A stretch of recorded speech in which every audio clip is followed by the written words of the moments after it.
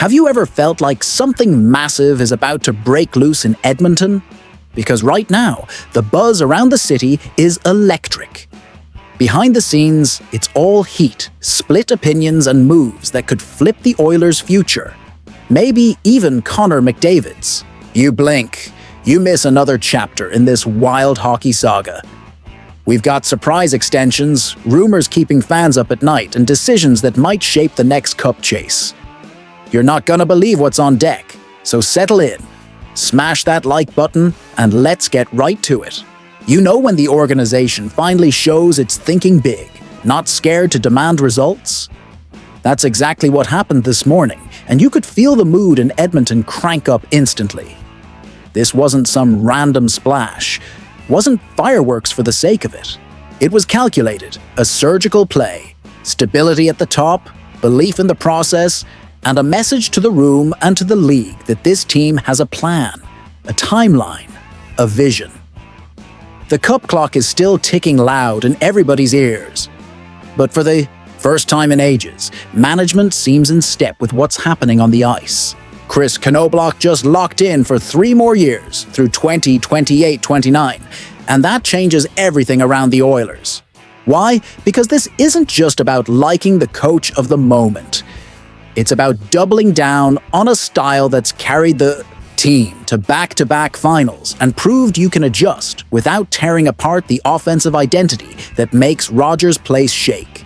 Under Knoblauch, Edmonton went from chaos to consistency, knocked down old narratives, and climbed within 2 rungs of a trophy that keeps slipping away.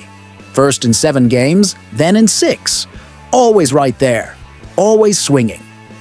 There's an emotional layer here too, the bond with McDavid that goes all the way back to Erie, now paying off in the NHL with a 6th sense for timing, space, and trust when it matters most. Continuity behind the bench isn't just about routine. It's about maximizing the window of the best player on the planet with someone who knows how to unlock him and spread the load so it's not just a one-man show. That cuts noise, sets expectations straight, and lays the groundwork for contract decisions that are tricky but strategic. And there's the cold, ruthless side of this deal. Edmonton just slammed the door on the revolving coach routine and put numbers on paper that don't leave much debate.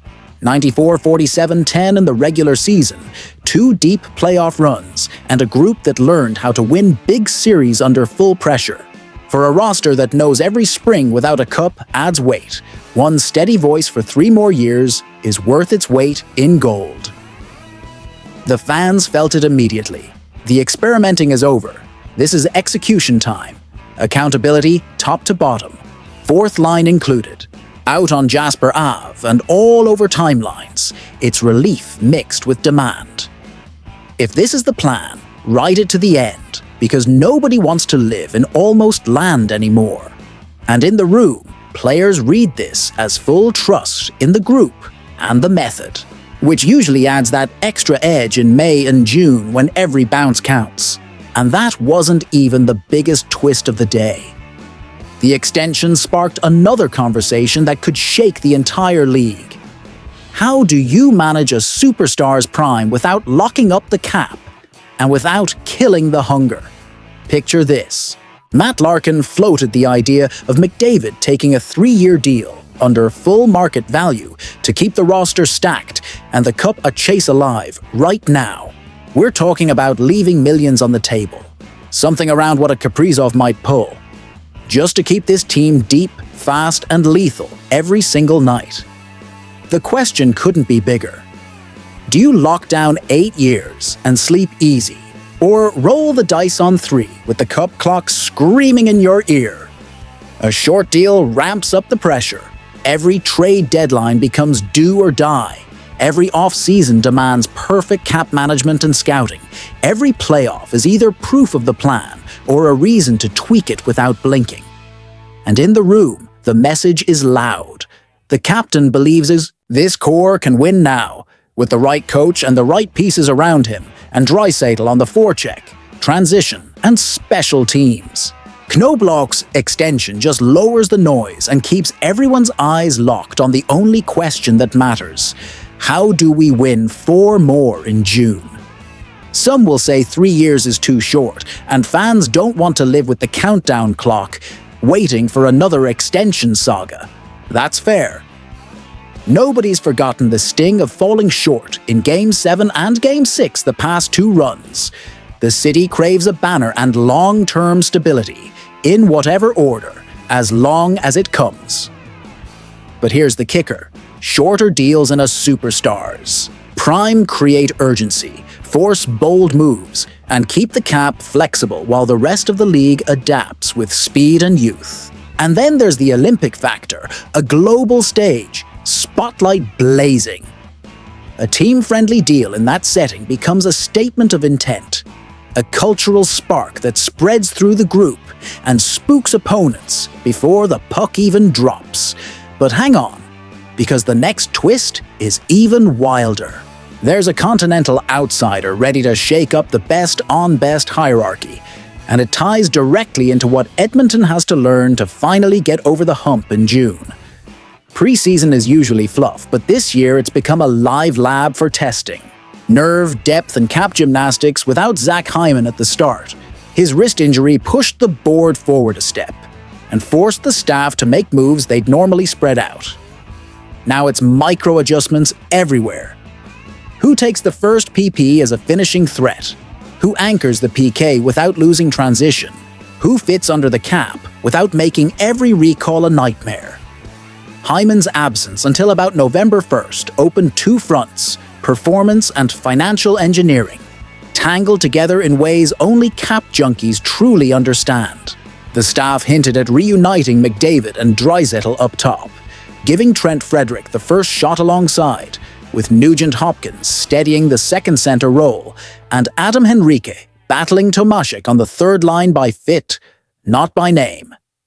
The message is clear: no desperate improvising. There's a hierarchy, but ice time is earned. On the wings, the fight's wide open. Podkolzin and Mangiapane bring grit and touch, but Savoy and Howard are banging on the door with speed and vision. Savoy in particular looking like his ceiling's rising every shift. These names reshape PP2 and 5-on-5 rotations. Without Hyman, the focus isn't on copying his game, but multiplying threats. His net front timing is rare, so you spread the danger across the lineup. And then the numbers game. Staying close to the ceiling to maybe use LTIR later without burning useful depth on waivers is razor-thin work. It's why ELCs and middle-tier deals that bring real minutes are pure gold. It's also why someone like Ty Emberson, not flashy but steady and cap-friendly, has the inside track, while vets like Stecker or Regula become bubble chips depending on camp's final weigh-in. On the right side of the blue line, it's clear: mobility to exit clean, but still muscle in the zone against heavy Western cycles. So what looked like just another day has turned into a turning point. Stability behind the bench through 2029. A cup window sharpened by urgency, and the real possibility of McDavid changing the superstar playbook with a shorter deal. Without Hyman early, the roster showed it can juggle cap, rotations, and identity without losing bite. And that shifts everything once April rolls around. So here's the question. Would you rather see McDavid sign short and chase the cup with max pressure, or go long and lock it all down? Drop your thoughts, hit that like button and subscribe now.